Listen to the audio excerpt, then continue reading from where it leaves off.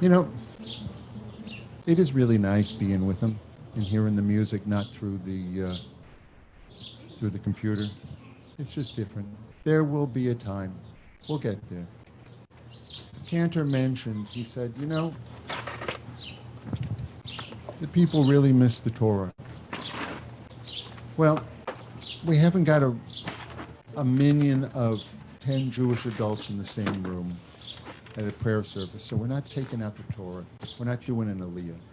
But you can always study Torah.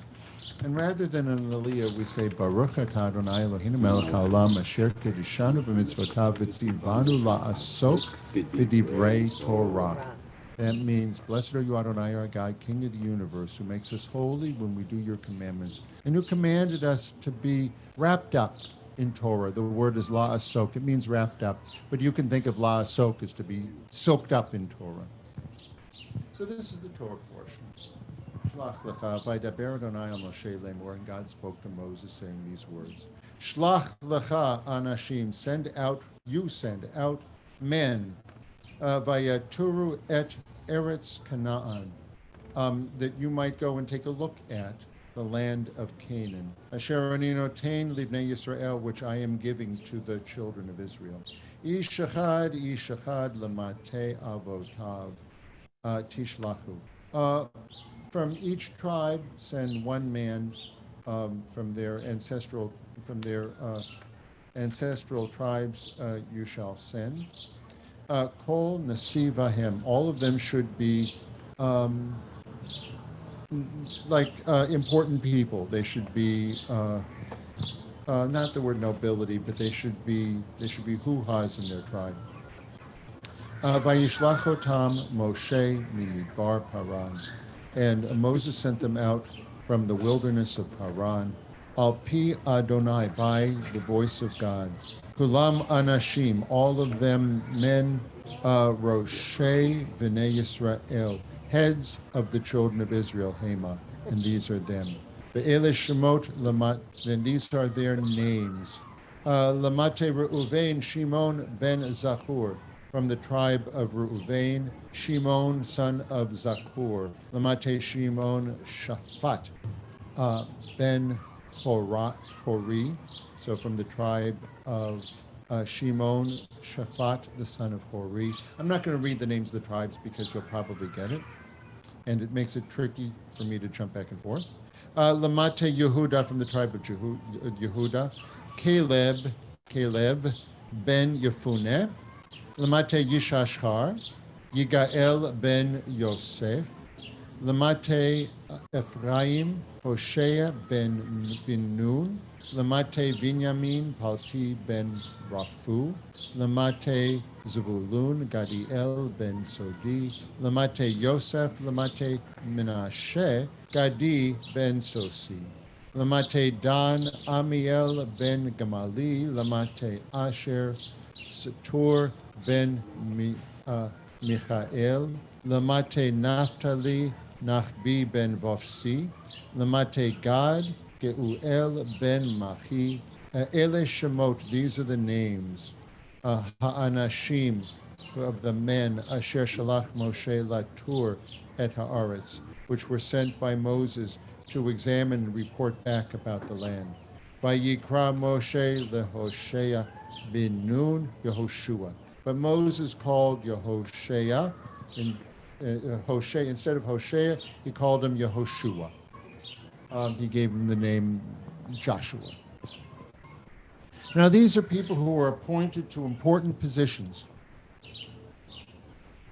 And they have an important role to play, to tell us and to frame for us what the land of Israel is like.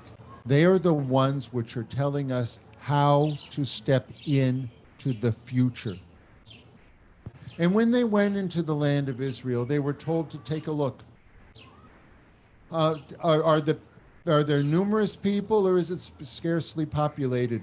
Are they armed? Are the cities fortified? Is it a prosperous land? And be sure to take some of the fruits of the land. Well, they came back and they gave their reports. And of the 12, 10 of them were scared silly. They said it's a lovely place, but my gosh, we look like grasshoppers compared to them. We saw ourselves like we were grasshoppers. Only two of them said, it's a lovely place, and God is with us, so I don't think we're going to have any problems. That was Caleb and Joshua. And those were the only two that were allowed to go into the land of Israel. They set out such a scare. They scared the people so much that we had to wander for 40 years until another generation came up. What I want to focus on isn't so much what they saw, but the importance of recording their names.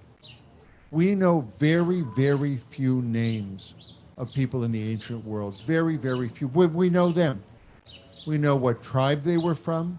We know that they were like ambassadors of their tribes. They were like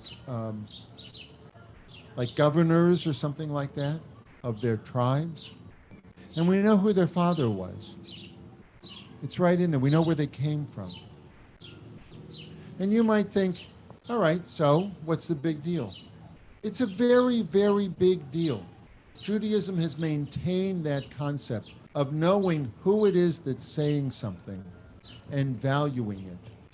In the Talmud, not only is a statement made, but it tells us who said it, and oftentimes it says, and Rabbi Joshua says in the name of Rabbi Eliezer, who says in the name of Rav. So we know exactly where it's traced from, where it goes back to. We know who's responsible for those words. We, if there's anything we own, if there's anything at all that we own, because God owns most everything, we own our words. And we have to own up to them. We have to know who it is that's causing the fear to take place in our nation of Israel. Who are these people? We put their names next to it. And the names of those who were heroes, we remember their names as well. Today, we see how important it is to know the source of anything that people tell you.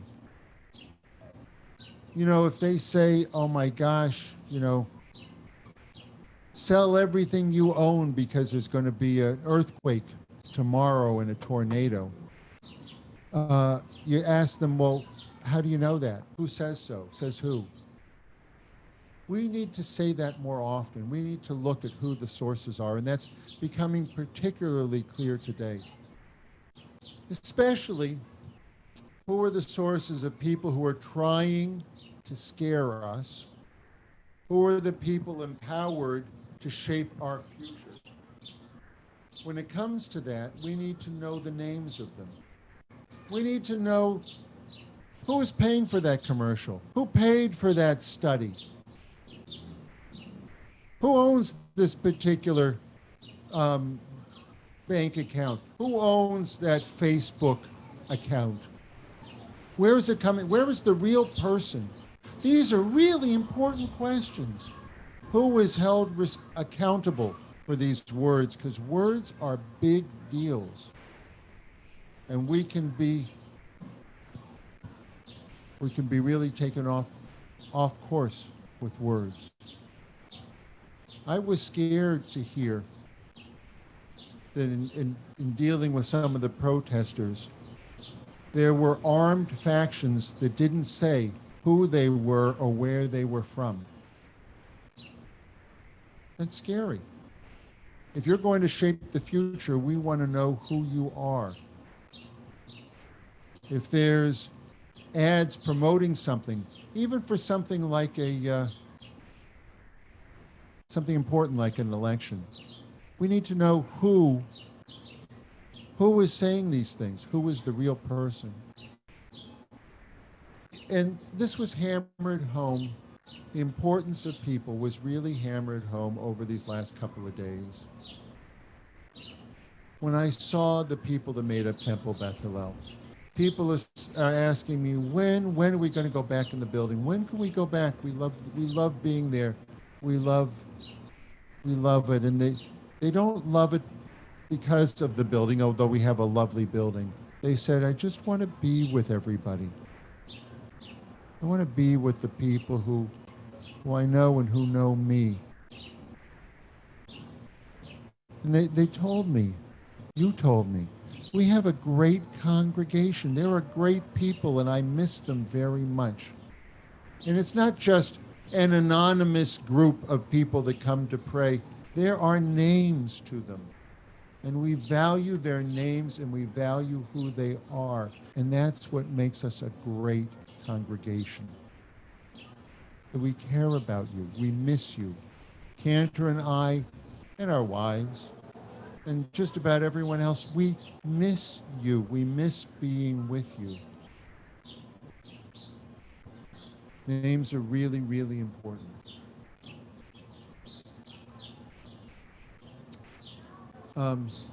I can't see. Is the Sloat family here on Zoom? Yes? All right. And I can't see. Can you, would Merle, are you prepared to say a couple of words? Sure. All right. So let me introduce you a little bit first. How about that? I'm talking to the third, right? There was a time when we came over from whatever country it was. And the only reason that we got here is because our family saved up. And they saved to send maybe one or another and another.